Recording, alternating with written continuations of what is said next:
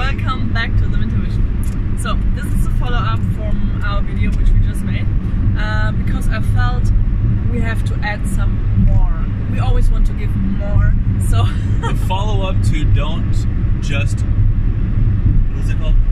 Don't just suffer through it, grow through it. Grow through it. What does that mean? So I felt it's very easy actually to say just grow through it. But what the heck does that mean? And how can we grow through that if you're really struggling with something? So I felt it needs a little bit more of explanation. So if you're going through a tough time or there's a problem, whatever, a certain situations always come back and it makes you angry, I want you to really think about that from a different perspective.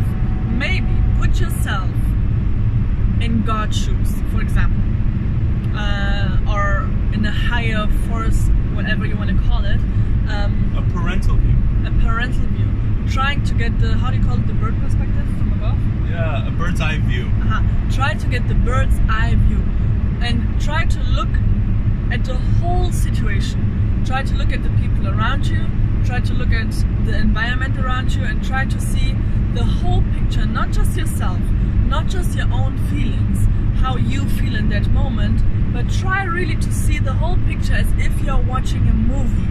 Many times if you make a step out of your own shoes and you go backward and you look at it from far away, then many times it's easier to understand what is actually going on. So I want you to see yourself with God's eyes and try to imagine, what does God want me to learn from that situation?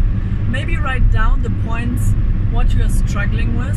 For example, this always makes me very angry because of this and this. First you have to make it clear to yourself, or I feel always jealous when this happens, or I feel always disappointed, or you know, whatever kind of emotions that is, whatever kind of problem it is, or I feel hurt when this and this happens to other people, you know, whatever it is, make it clear what makes you angry, try to find it out, and then try to think about it when that always happens, and if it happens again and again. When in some other spiritual groups they say sometimes it's like karma, what goes around comes around. If you don't overcome something, you know, then the situation will come back to you again and again until you overcame that problem and you grew higher than the problem. You could overcome that. So unless you don't solve something, it will come back to you.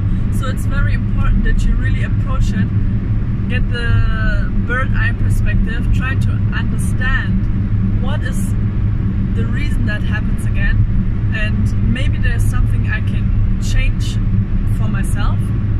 Maybe there's something I can learn from that, which makes me a better person, a person who embraces even more people and can give more love and share. Something I would like to add about that, which is really good what you said.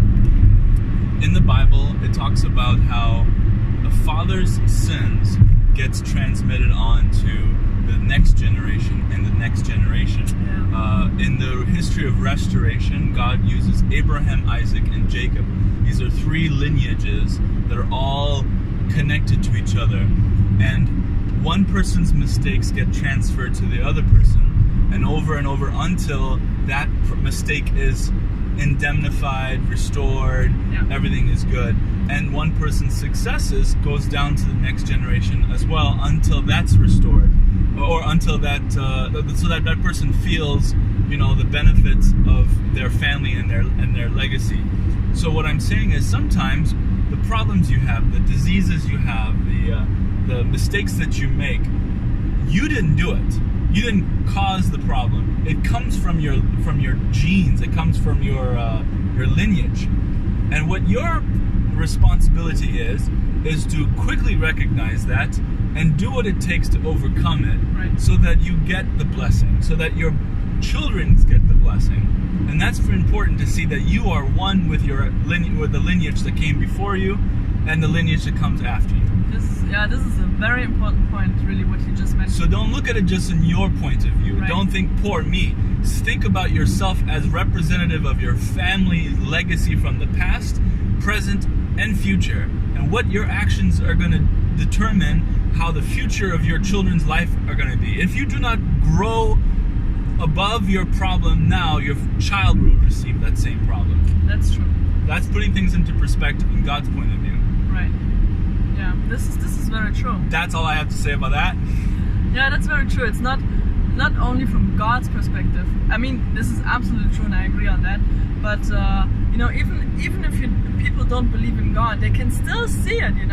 We have certain character types that we inherit. You can stay straight, honey. That we inherit from from our parents. For example, in our DNA, we have same hair color, same hair structure. I inherited my hair from my dad. He has straight brown hair. My sister has curly red hair, which she inherited from my mom. But it's not only the physical things which are visible to our eyes that we inherit.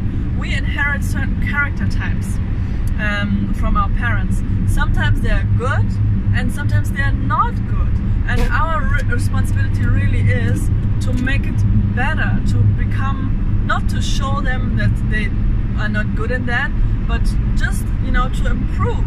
We want to improve our life and improve our personality and become a better person, right? To become happy and spread happiness around the world and to make the world a better place. Because we see that many times it's not the case, and we want to contribute something to that. So we need to make effort every day and be aware of our mind, not only putting a lot of effort in changing something externally, having a good diet, looking good, but it's so important to take time, maybe once in a week, sit down, reflect upon the week, whatever happened, was there something I struggled with? If you have time every single day in the evening, that's wonderful. If you take time once in a week at least to reflect upon that, so it just doesn't just fly by, but you are in control. Sit down, reflect, and see if it's going in the direction you want. Is there something to improve? Wonderful, you got something to work on that. Yeah, this is a very sensitive topic and a very deep, important topic, and it deserves more time and attention. Yeah. But really quick, we also want to point out to you that this is something we teach in our retreats, our True Love retreats. Right. We understand and we empathize with the suffering that you're going through. And in the moment when you're suffering, it is horrible. You feel like nobody understands you, and you're unique, your situation is unique, and you just are struggling for attention and for love. And this comes from a problem that we all have, is that we all have never experienced real unconditional love. And the moment you taste unconditional love and experience it for yourself through one source, one person in your life, one activity, one event, it empowers you to take the action you need to overcome your suffering and your problem. And this is what you can experience if you come to our True Love retreats, which we're going to have 4 of next year, and you better come because it's amazing. So please really visit our website. If you need, also we offer personal coaching. We are life coaches. So you find our contacts on our website, createthelifeyoulove.ml. Exactly. Which stands for My Life, Take Ownership. Exactly. So please visit our website, check out our retreats. If you want more coaching, contact us personally. And we believe in you. Right. Always dream and always believe in yourself. Right. See you soon.